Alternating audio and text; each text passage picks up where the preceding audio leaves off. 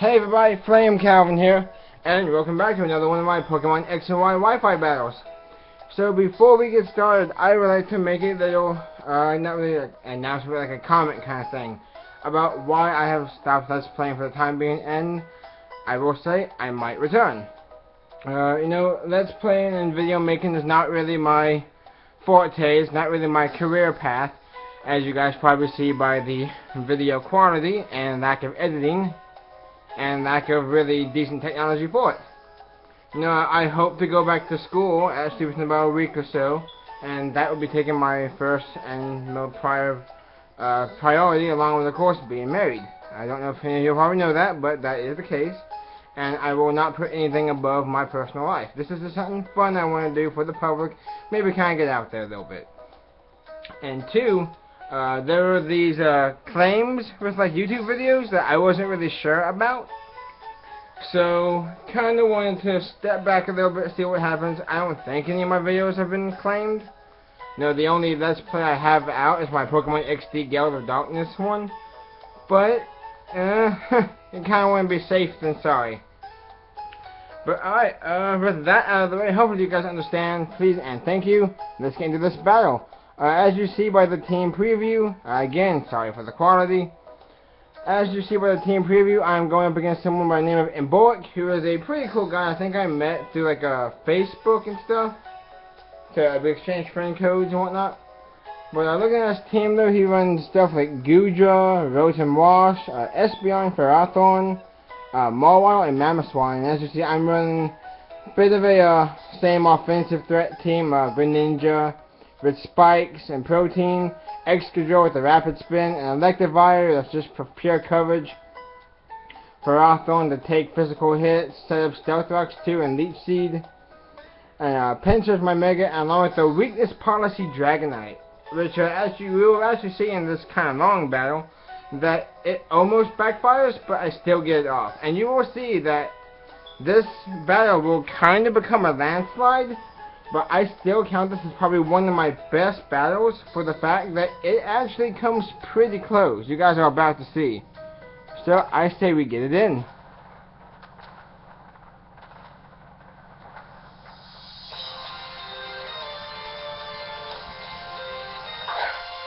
Starting off the match, my opponent will actually be leading off with a Mamoswine.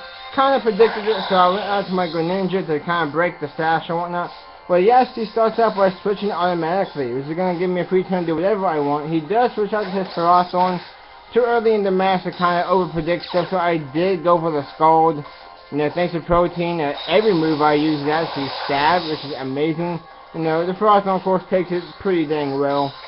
And we're still, at the beginning of the match, we're just going to kind of fight for control of the battle, as I switch out to my own Ferrothorn to kind of take a physical move to do a lot of damage to them as they go for the Leech Seed. Being a grass type myself, my own Ferrothorn is not affected by the Leech Seed. So they actually switched to the Espeon, which kind of threw me off until I realized what he was doing. I went for the Stealth Rocks, and he sent out his Magic Bounce Espeon, which is going to reflect the attack right back at me. And I actually have rocks on my side of the field now. So to handle this, I decided to switch out to my Greninja. Him, of course, still being the good player that he is. He doesn't want to predict too early, so he does go for the Psychic. It's not going to affect my currently Water Dark type Greninja. The reason why I say currently is because of the Protein ability. He does switch out to his Rotom Wash form, as I do go for the Stab Dark Pulse, which is pretty dang good. Every move is Stab, and it does a clean 51-52%. I decided to stay in because I know I can speed it, and I actually do take out the Rotom Wash form, and now I am actually up 6-5.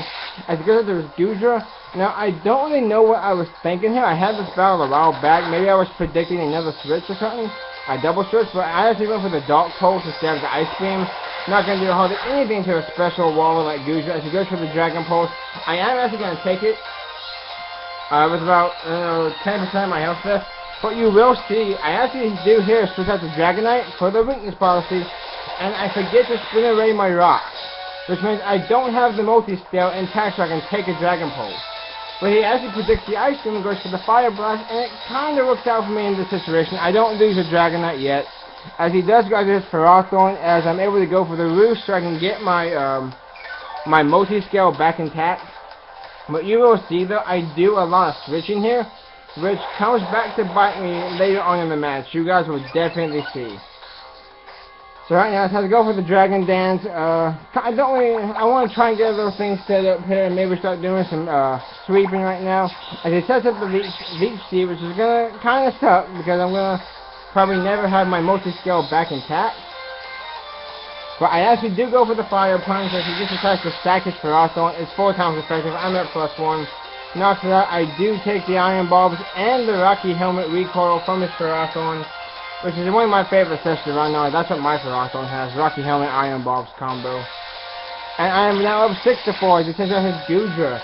I decide, since I know I'm faster, to go for the Roost, which is going to again get my multi-scale back intact, so whatever move they use, the damage will be cut in half, as they actually do go for the Dragon Pulse. I know I'm going to be able to live it, and I do live it with about 35% or whatnot, maybe it's 35, maybe 40, as the weakness policy does activate, and I'm able to get my +2 attack. Now I'm at +3 attack, +1 speed. Leech Seed's still kind of annoying, but I do outspeed, I know here. I try to go for the Dragon Claw. Sorry if I'm a little rambly here, I wanted to try and make sure I hit everything that I was thinking. But I'm able to take out the Goodra. Now I'm up 6-3. And this is a really good play on his part. He chooses the Mammoth one. I predict the Ice Shard because I know that's going to knock me out no matter what I do. Even if I try and go for Roost, it will outspeed me. And I think that's Ferrothorn, but he actually goes for the Icicle Spear. Just scared me out, and I totally wasted my +3. But it's a great move on his part. Too bad it only hits 2 times though. As he does, of course, outspeed and go for the Earthquake. And I'm now at 35 hit points, and I go for the Gyro Ball, which surprisingly does, a decent bit, not what I was hoping, but it does 45%, 40%. And as you see again, I do switch Pokemon over to my Excadrill that is holding the Air Balloon, which means for as long as till I get hit, I am actually immune to ground type moves. So I couldn't think there. But I do go for my own Earthquake, which is going to actually take it out. I was very surprised. I thought Mammothron was a lot bulkier. Not really sure what EV spray he has there, but he is actually up. I am up 6-2. But this is where it gets interesting though. I am up 6-2. And he decides to go for the Mega Evolution right now. Mega Mawile, probably one of the best Megas in the game. It gets a defense boost and a special defense boost when evolving. Plus it gets the huge power ability, which doubles its attack. I go for the Earthquake. It does a clean 55%, but they live. They go for the Earthquake. I go for the Earthquake. They go for the Play Rough.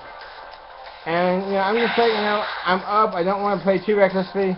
So I actually decided to go for the Earthquake again to try and get the KO. But, of course, they do carry the Sucker Punch. And now I'm actually still up 5-2 as I go to my Ferrothorn. I never did spin the Roxray. But, you choose some, you lose some.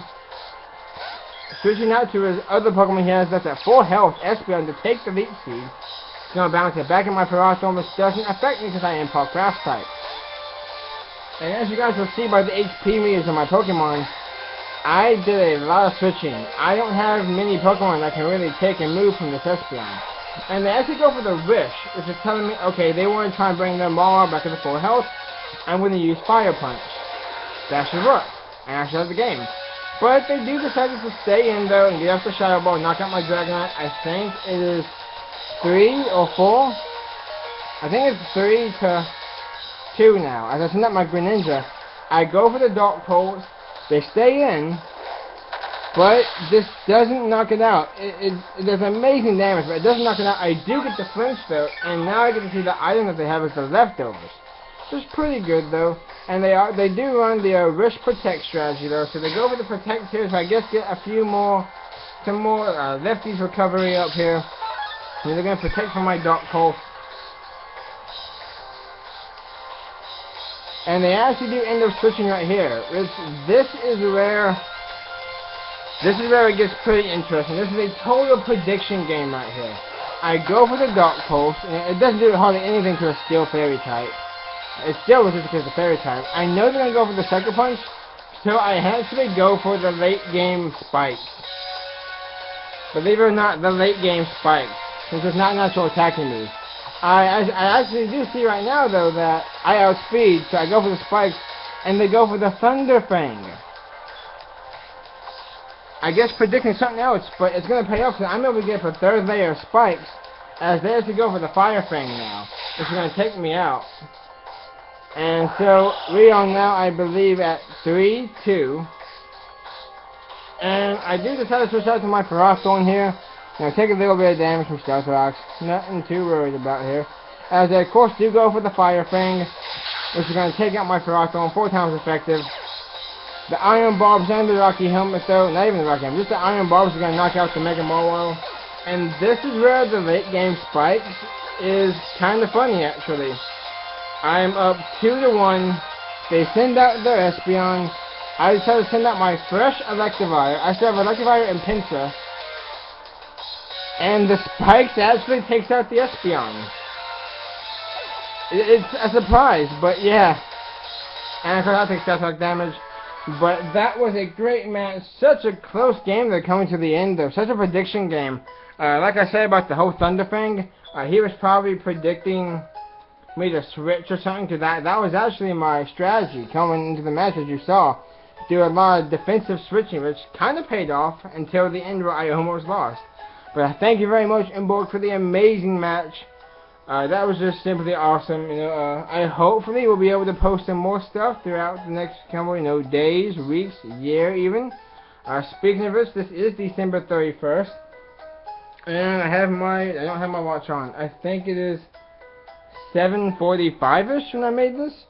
So we got about 4 hours and 15 minutes until 2014.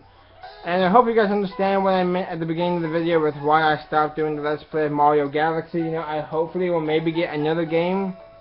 I'm not going to do Mario Galaxy, maybe something else, who knows. But hopefully I will be able to start doing some more Wi-Fi battles though. Hopefully you guys understand what I explained at the beginning of the video. Hope you guys have a happy new year. Have a great month, day, rest of your life and whatnot. Thank you guys for watching, and I will see you all next time.